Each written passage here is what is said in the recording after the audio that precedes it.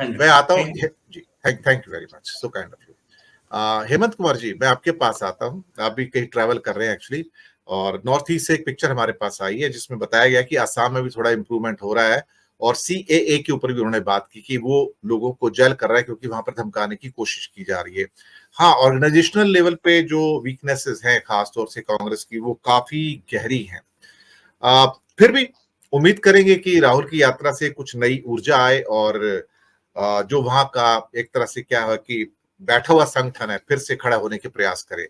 आप, अब यात्रा तो आज स्टार्ट हो ही रही है मकर संक्रांति के दिन, आप इस पूरे परिदृश्य को किस रूप में देखते हैं हेमंत कुमार जी? दिनेश जी, जो राहुल गांधी की यात्रा जो शुरू हो रही है, सबसे बड़ी बात, सबसे उस पे अहम बात है कि राहुल उस जगह पर स्ट्राइक कर रहे हैं जो मोदी जी के हेट का और इग्नोरेंस का क्लाइमेक्स है। वो मणिपुर, जहां वो अब तक नहीं गए, आज तक वो नहीं गए। तो एक तरफ से वो मोदी जी का हेट और इग्नोरेंस का क्लाइमेक्स जहां दिखाई देता है, राहुल गांधी वहीं से स्ट्राइक कर रहे हैं, उसी उसी जगह पर वो हिट कर रहे हैं। तो ये अपने आप में बहुत महत्वपूर्ण मौका है, और ये निश्चित रूप से कांग्रेस को, उसके एलायंस को बूस्टअप करेगा। लेकिन सवाल ये है, जो सुशांत अभी कह रहे थे, कि ये राहुल गांधी की जो पहल है, कांग्रेस की जो पहल है, वो नीचे तक कितना ट्रांसलेट हो पाता है, ये बहुत जरूरी है। और ये दिखाई दे रहा है, पूरे देश में ये दिख रहा है। जैसे कि मैं बिहार में देख रहा हूँ कि बिहार में भी कांग्रेस जो है वो सिर्फ वो पटना तक ही आपको दिखेगा, उनके नेता जो है वो प्रेस कॉन्फ्रेंस में या सोशल मीडिया में, लेकिन ग्राउंड लेवल पर वो उस तरह का कोई वाइब्रेशन नहीं है, कोई उस वहाँ ये उनमें बहुत अधिक सक्रियता नहीं दिखाई देती है। तो ये जो ऑर्गेनाइजेशनल कमजोरी है, वो इन चीजों को कितना नीचे तक ट्रांसलेट कर पाएगी, उसमें एक बड़ा सवाल खड़ा है।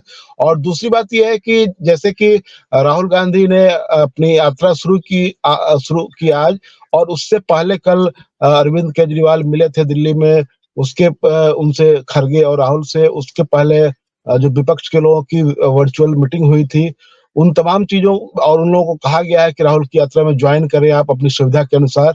तो विपक्ष को भी एक तरह से वो आंदोलित करना चाह रहे हैं, विपक्ष को भी चाहते हैं कि वो सक्रिय हो इसमें। तो कुल मिलाकर सिनेरियो तो बहुत अच्छा दिख रहा है, लेकिन यही है कि इनको आप कैसे नीचे तक ले जाते हैं। दूसरी बात यह है कि जो ये समय है, जो टाइमिंग है, एक तरफ पूरे देश में जो राम मंदिर की प्राण प्रतिष्ठा को लेकर के जो पूरा ये अभियान चल रहा है, पूरा शोर मचाया जा रहा है, और मीडिया ने अपने तमाम तरह की नैतिकताओं को तिलांजलि दे करके, तमाम तरह की प्रतिबद्धताओं को तिलांजलि दे करके वह सत्ता के साथ खड़ी है। और अब तो वो उनकी जो प्रचार,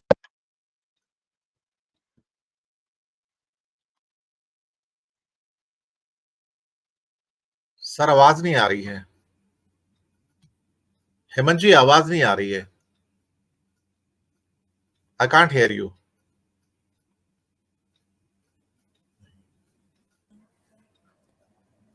हेमंत जी की आवाज नहीं आ रही है। हेमंत जी, आपकी आवाज नहीं आ रही, लगता है डिस्कनेक्ट हो गया है। दोबारा से ज्वाइन कीजिए आप तब, दोबारा से। जस्ट हेलो हेलो हेमंत जी, हेमंत जी आवाज नहीं आ रही है, अभी बोलने का प्रयास कीजिए। नहीं नहीं नहीं नहीं नहीं नहीं नहीं, no sir, no sir, I can't hear you sir. नहीं आ रही है हेमंत जी, नहीं आ रही है। नहीं नहीं नहीं नहीं, दोबारा से ज्वाइन कीजिए। मैं तब तक सुजाता जी का फीड ले लेता हूँ।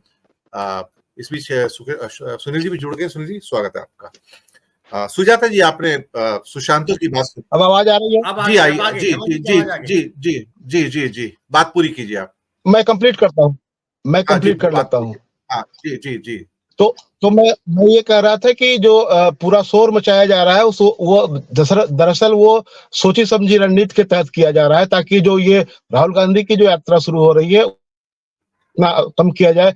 लेकिन मैं मानता हूं कि बीजेपी राहुल गांधी की इस यात्रा से डरी हुई है, सहमी हुई है, और उसको लेकर के जो जिस तरह का रिएक्शन असम के मुख्यमंत्री ने किया है, वहां उनके पार्टी के प्रेसिडेंट ने किया है,